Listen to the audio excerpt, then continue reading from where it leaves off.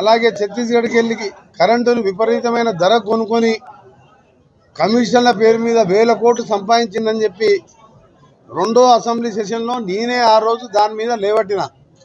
నాకు అప్పటి power minister Jagadish Reddy మధ్యలో అరగంట సేపు కొట్లాట అయింది. నేను చెప్పిన 30,000 కోట్ల యాదాద్రి థర్మల్ ప్లాంటు కాంట్రాక్ట్ బిహెచ్ఈలు నామినేషన్ ఎట్టించినావు, అందులో 10,000 కోట్లు నువ్వు తిన్నావు అని చెప్పి జగదీష్ రెడ్డి గారిని, ఈ ప్రభుత్వాన్ని నేను ఆ రోజు అసెంబ్లీలో రికార్డు పరంగా గట్టిగా వాగ్దాలు ఆధారాలతో చూపిస్తే మా ముఖ్యమంత్రి గారు రూమ్లో ఉన్నవారు బయటకు వచ్చి ఎమ్మెల్యే నువ్వు మా అన్న చెప్పింది వెంకటరెడ్డి గారు చెప్పింది కరెక్టు, ప్లస్ నువ్వు దమ్ముంటే విచారణ చేసుకో అని చెప్పి ఇప్పుడు నీ ఎమ్మెల్యే అప్పుడు ఆ పనికిరాని మంత్రి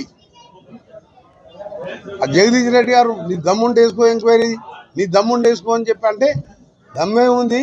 30,000 కోట్ల వరకు నామినేషన్ ఇచ్చి మీరు లంచాలు తిన్న మాట వాస్తవం, వెంకటరెడ్డి గారు చెప్పింది కరెక్టే, అందుకే నేను దానికి జ్యుడిషియల్ ఎంక్వైరీ చేస్తున్నా అని చెప్పి ఒక నిజాయితీ కలిగిన ప్రధాన న్యాయమూర్తిగా పనిచేసిన వ్యక్తి, దేశంలోనే క్యాట్ చైర్మన్ అంటే పెద్ద పదవి, మొన్ననే రిటైర్ అయిన 6 నెలల కింద, అలాంటి వ్యక్తిని అయితే ఇవాళ కేసీఆర్ గారు ఆయన 30,000 కోట్లు పోయి 45,000 కోట్లు పెరిగింది, అలా 10-15,000 కోట్ల అవినీతి జరిగింది.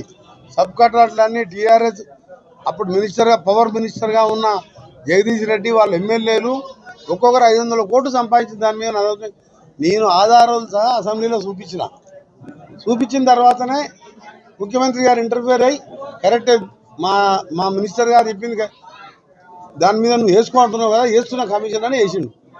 వేస్తే ఇవాళ జూన్ 30 లోపల సమాధానం ఇస్తానని చెప్పి ఇవాళ కమిషన్ మీద నమ్మకం లేదు, కమిషన్కు లేదు, నేను రాను, కమిషన్ అసలు నాకు రద్దు చేయాలి అంటే ఇక్కడ పోతుంది ప్రజాస్వామ్యం.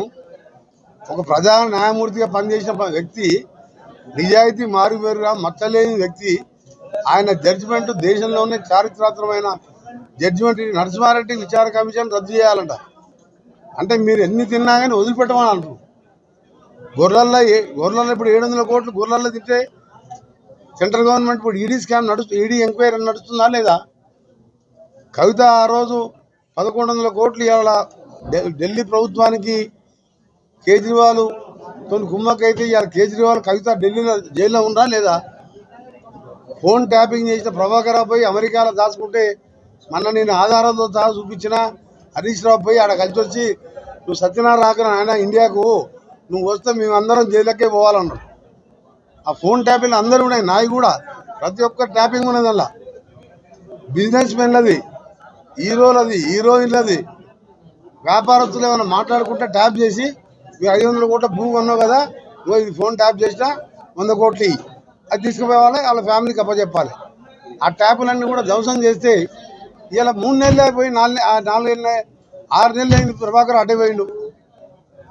మనని ఈకే 527 బయటకు పోయి ఫ్లైట్లో పోయినట్టు వచ్చేటప్పుడు పోయా మద్రాసు వచ్చినాడు, ఆధారాలు చూపించిన కదా, తెల్లారి అమరవూరు స్థూపం అన్నాడు, మళ్ళీ మాట్లాడినా అక్కడెక్కడ ఏ ఊర్లో కలిసిండు, అమెరికాలో ఏదిపోయినా మన 10 రోజులన్నా 2 సార్లు పోయినా నేను అమెరికాకు. అక్కడ వాళ్ళందరూ చెప్పారు మాకు కనబడ్డాడు సార్ హరీష్ రావు ఇక్కడ అని. కాకపోతే మనం వీడియోలు తీయాలి, వాళ్ళలాగా దొంగ ఫోన్లు ట్యాప్ చేయాలని అలవాటు లేదు కదా మనకు. దీన్ని బయట పెట్టాలంటే అప్పుడు అక్కడ అమెరికాలో కూడా వీడియో చూపిస్తుంటుంది.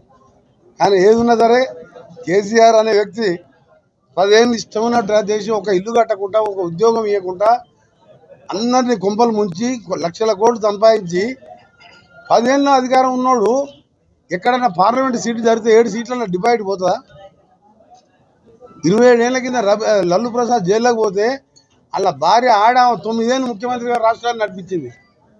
అంటే ఒక కుటుంబము తెగబడి దోసుకుంటే ఎట్లా జరుగుతుందో 10 ఏళ్ళల్లో ఇక మళ్ళీ కేసీఆర్ అనేది లేకుండా పార్టీ టీఆర్ఎస్ అనేది లేదు.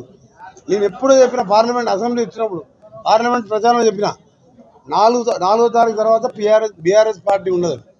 ఇవాళ ఢిల్లీలో దీన్ని ఖండించమని చెప్పాలి. సంతోష్, వినోద్ కుమారు, సంతోష్ రావు, ఇంకొక ఆయన నమస్తే తెలంగాణ ఎండిసి ఉంటే రాజ్యసభ ఎంపీ ఆయన